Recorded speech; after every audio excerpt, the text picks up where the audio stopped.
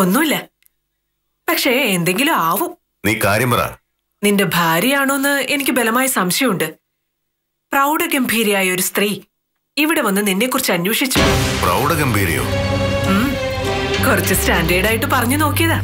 എന്തായാലും നിനക്കൊരു പണി വരുന്നുണ്ട്, അതുറപ്പാ. എന്റെ ഭാര്യയാണെന്ന് ഉറപ്പുണ്ടോ? എന്ന് തോന്നുന്നു. നീ കഴിച്ച ആഹാരം പോലെ ഫീൽ ചെയ്തു അവളുടെ ബോഡി അനാട്ടമി. നീ വെറുതെ ഇരിക്കുക സിനി. അങ്ങനെ അന്വേഷിച്ചു വരുന്ന ടൈപ്പ് ഒന്നുമല്ല അവള്. അത് നിനക്ക് തോന്നുന്നതാ. ഭർത്താവിനെ സംശയിച്ചു തുടങ്ങിയ പിന്നെ പെണ്ണു വെറും പെണ്ണാ. നീ ഇത് സൂക്ഷിച്ചോ, ഒരു ഡിവോഴ്സ് നോട്ടീസിന്റെ മണം അടിക്കുന്നുണ്ട്. സിനി, ഇത് കളിതമാശയല്ല. സീരിയസ് ആയിട്ടും ഗൗരി അന്വേഷിച്ചു വന്നോ? എന്ന് തോന്നുന്നു ഹരി. എന്റെ തോന്നലുകൾ ശരിയാവാറേ ഉള്ളൂ.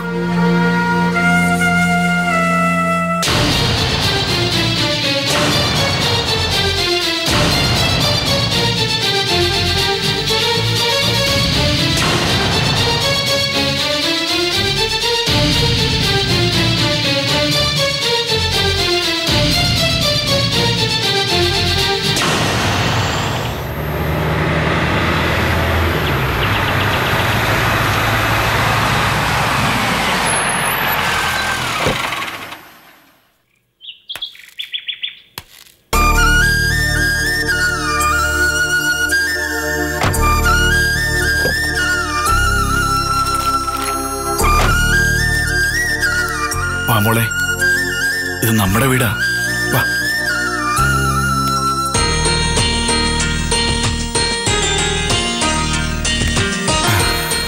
ഇതാരാ അങ്ങളെ? മോള് കണ്ടിട്ടുണ്ട് ഇവിടെ, ഓർക്കാഞ്ഞിട്ടാ. ഇതാരാന്ന് മനസ്സിലായ മോക്ക്? എന്താ കുട്ടിയുടെ പേര്? ഗോപിക. ഹലോ. മോളെ, കൈ കൊടുക്ക്. ഈ കുട്ടിക്ക് ഒരു മാനേഴ്സോ ഇല്ലല്ലേ അങ്ങളെ? അതൊക്കെ ശരിയാക്കി എടുക്കാം നമുക്ക്. ഒടുവാ.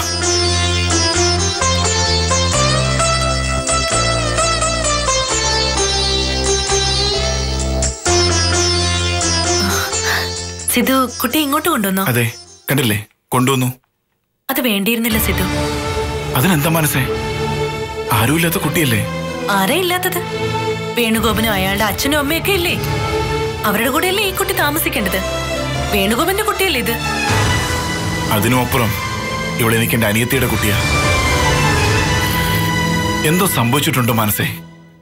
മോളുടെ ബുദ്ധിക്ക് എന്തോ കാര്യമായിട്ട് സംഭവിച്ചിട്ടുണ്ട്. ഒന്നും പറയുന്നില്ല, ഒന്നും അങ്ങോട്ട് പറഞ്ഞിട്ട് മനസ്സിലാവുന്നുമില്ല. അംബികയെ കുറിച്ച് ഒരു വിവരം അറിഞ്ഞിട്ടില്ല.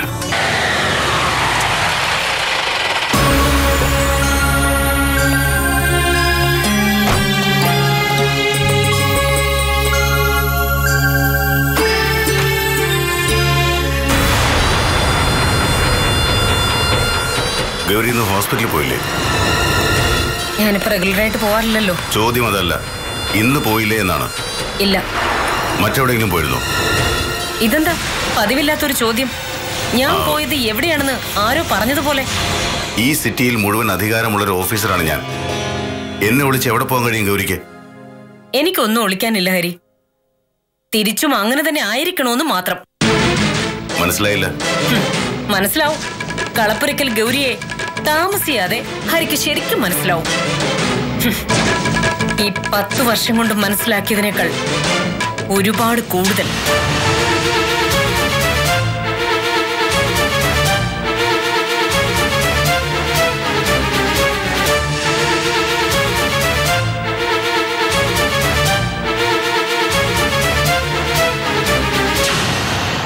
സാന്ത്വനം ഹോസ്പിറ്റലാണ് ഞാൻ വർക്ക് ചെയ്യുന്നത്. ആഴ്ച 2 ദിവസം പോവും. ബാക്കി ദിവസങ്ങൾ എൻ്റെ പവിക്ക്, എൻ്റെ വീട്ടിന്, എൻ്റെ പറമ്പിലെ കൃഷിക്ക്. കൃഷി മതി എനിക്കും എൻ്റെ പവിക്കും ജീവിക്കാൻ. അതുകൊണ്ട് രോഗികളോടൊരു കൺസൾട്ടിങ് ഫീ പോലും വാങ്ങിക്കാറില്ല. സുഖം സ്വസ്ഥം. ഇനി മതി കാർട്ടൂൺ കണ്ടത്. വാ, ഒന്ന് ആഹാരം കഴിച്ചേ.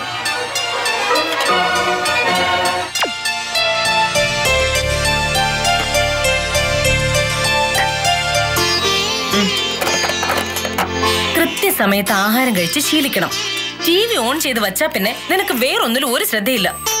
ഒരു കാര്യം ചെയ്തോണ്ടിരിക്കുമ്പോ അതിൽ തന്നെ കോൺസെൻട്രേറ്റ് ചെയ്യണമെന്ന് അമ്മ തന്നെയല്ലേ പറഞ്ഞത്? ഈ പ്രായത്തിലെ പറഞ്ഞ് തോൽപ്പിക്കാൻ മിടുക്ക് കാണിച്ചോ. ഇരുന്ന് കഴിക്ക്. എനിക്കിതൊന്ന് എടുത്തു തരുമോ? നോ.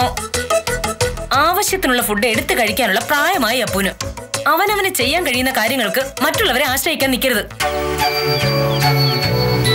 ഈ അമ്മയുടെ ഒരു കാര്യം.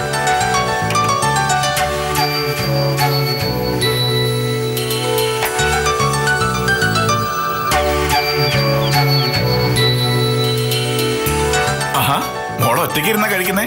എല്ലാ കാര്യങ്ങളും ഒറ്റയ്ക്ക് ശീലിക്കണമെന്ന് അമ്മ പറഞ്ഞേ. മോള് ഇവിടെ ഇരിക്കേ.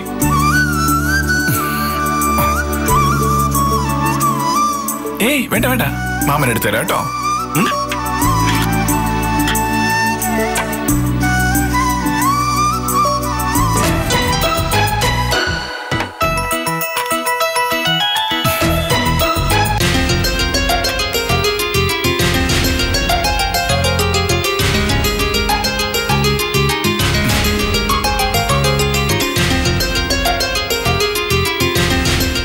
ഈ കുട്ടിയെ തന്നെ എടുത്ത് കഴിക്കാൻ അറിഞ്ഞൂടെ? ഞാൻ തന്നെയാണല്ലോ കഴിക്കുന്നത്. മോളെ പോലെ അല്ലല്ലോ ഇവള്. ഇത് സുഖമില്ലാത്ത കുട്ടിയല്ലേ? എന്താ അസുഖം? സംസാരിച്ചിരിക്കാതെ വേഗം കഴിക്കപ്പോ നീ. ഈ കുട്ടിക്ക് അങ്കിള് വാരി കൊടുക്കുന്നുണ്ടല്ലോ, പിന്നെ അമ്മ എന്താ എനിക്ക് ആഹാരം എടുത്തു പോലും